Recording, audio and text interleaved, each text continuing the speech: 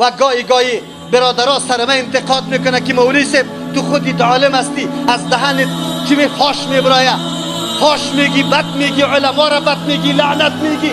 من میگم که نه، تو خبر نداری. لعنت الله گفته. الله میفرماید کسی که حکم الله را پنهان میکنه در قرآن کریم عالمی که حق تابعداری نمیکنه، کتمان حق میکنه، او را سگ گفته. که عالمی که بیان نمیکنه دین به مردم، او را خر گفته. نعوذ بالله.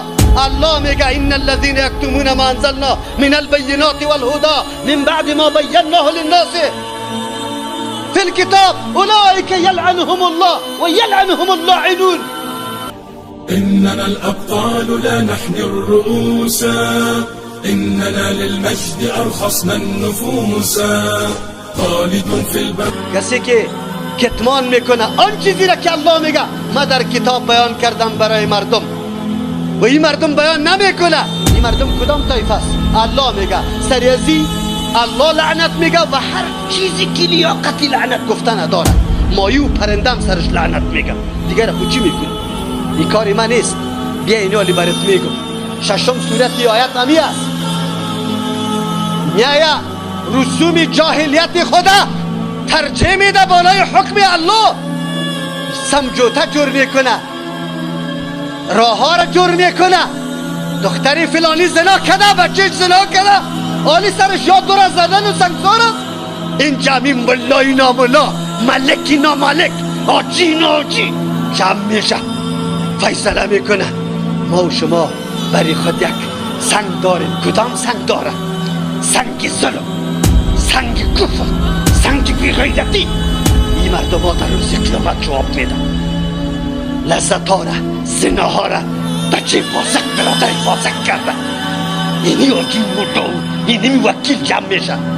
دختری بیگناه، همشیری بیگناه بیچاره را، معصومی بیچاره را، او را به بد برای از این کسی که دختر گریختانده برای از او داده را ایستا نکایشه امین ملای ناملا بسته میکنه.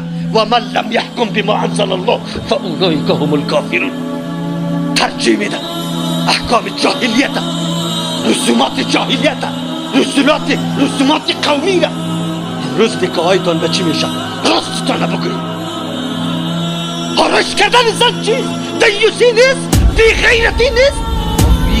چیره لطکو سنگو جاملیشه، سینتیشه، خواب با محترم کن، پوش کو، خواب نشان نما کو که کل مردم بیا برک بزنن، یک دفعه او رسای کنن، باز کوچه بگردون شد، باز فیلم پوری کشه، باز در اینترنت بنداشه، باز نه قطعی امی بیناموسی نعوذ بالله قطعی زنید در مجلس عام اختلاط مرد و زن رقص بکو، سینه چپه کو.